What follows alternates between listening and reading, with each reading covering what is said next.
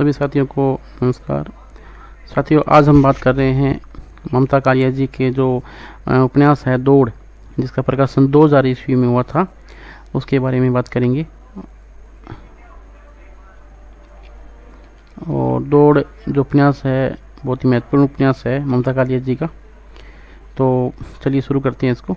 इससे पहले ममता कालिया जी के बारे में दो तीन जो मुख्य परीक्षा उपयोगी जो बातें हैं वो कर लेते हैं कि ममता कालिया जी का जन्म 2 नवंबर 1940 को वृंदावन यानी यूपी उत्तर प्रदेश में हुआ था। ममता कालिया जी प्रख्यात साहित्यकार रविंद्र कालिया जी की पत्नी है और ममता कालिया जी को वर्ष 2017 में दुखम सुखम उपन्यास के लिए व्यास सम्मान मिला है। कौन सा पुरस्कार मिला है? व्यास सम्मान। तो ये 3 तथ्य है, ये महत्वपूर्ण है। और अब शुरू करते हैं दौड़ उपन्यास। दौड़ उपन्यास का जो सबसे पहला जो प्रकाशन है, सर्वप्रथम प्रकाशन है, वो तद्भव त्रैमासिक जो पत्रिका है उसमें हुआ था। और दौड़ के बारे में लिखा है कि दौड़ को लघु उपन्यास कहें या लंबी कहानी, इसका रचनात्मक मूल्य किसी भी खांचे में भर देने से कतई कम नहीं हो सकता। दरअसल यह रचना उन कृतियों की श्रेणी में आती है जो बार बार शास्त्रीय या कहे कि तात्विक किस्म की आलोचनात्मक प्रणालियों का सार्थक अतिक्रमण करती है। ममता कालिया जी हिंदी कथा लेखन में स्वयं एक स्तरीय मानदंड है। उनके लेखन में स्त्री पुरुष लेखन की निरर्थक हदबंदियों को भी तोड़ा है।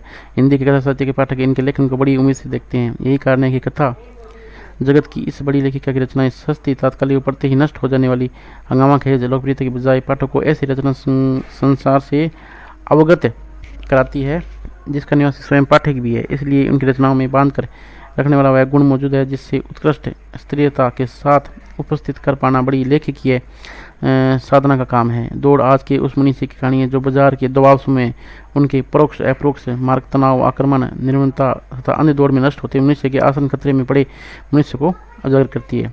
यह रचना मनुष्य की पारंपरिक संबंधों की परंपरा को पड़ताल करती है। इस उपन्यास में जो पीढ़ी का अंतराल है वो और पाश्चात्य संस्कृति के जो बढ़ते दुष्प्रभाव है उसको चित्रित किया गया है। जिस कथित आर्थिक उदारीकरण ने बाजार और बाजारीवादी व्यवस्था को ताकत दी है, अपने पारस्परिक नाते रिश्तों को अनुदार, मतलबी और इतना अर्थ केंद्रित बना दिया है कि बिगड़े परिचय में आज संबंधों के मूल्य और अर्थ बदले नहीं है, बल्कि कहना चाहिए नष्ट हो गए हैं।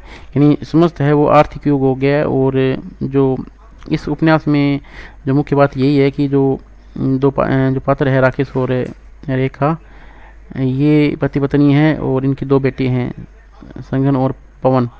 पवन MBA धारी है और सघन कंप्यूटर अभियंता है। ये दोनों नौकरी सिलसिले में बाहर चले जाते हैं और माता पिता की इच्छा के विरुद्ध ये बाहर नौकरी करते हैं और जिससे ये जो राकेश और रेखा है ये अकेलापन और वृद्धावस्था में और खुद को असुरक्षित पाते हैं। तो ये इस उपन्यास में दिखाया गया है। बहुत अच्छा उपन्यास है। और ममता कालिया ने यहाँ पात्र और उनकी जीवनगत परिस्थितियों के माध्यम से इतना कुछ कह दिया कि यह रचना आज के मनुष्य चरित्र की प्रमाणिक आलोचना लगती है। और जैसे कृष्ण मोहन जी लिखते हैं कि 20वीं सदी के अंत में भारतीय समाज के सबसे गहरे सांस्कृतिक संकट का आख्यान क्या है? दौड़। यानी जो 20वीं सदी की अंत समय है उसमें सबसे जो सांस्कृतिक संकट है सब परिवारों पर, उसको आख्यान करती हुई जो दौड़ उपन्यास है वो है। और दौड़ उपन्यास के जो मुख्य पात्र है वो बता दिए मैंने, राकेश, रेखा, सघन, पवन, ये और स्टेला जो पवन की पत्नी थी, मिसेस सोनी, सिद्धार्थ जो विदेश में रह रहा है, मिसेस सोनी और मिस्टर सोनी का पुत्र है।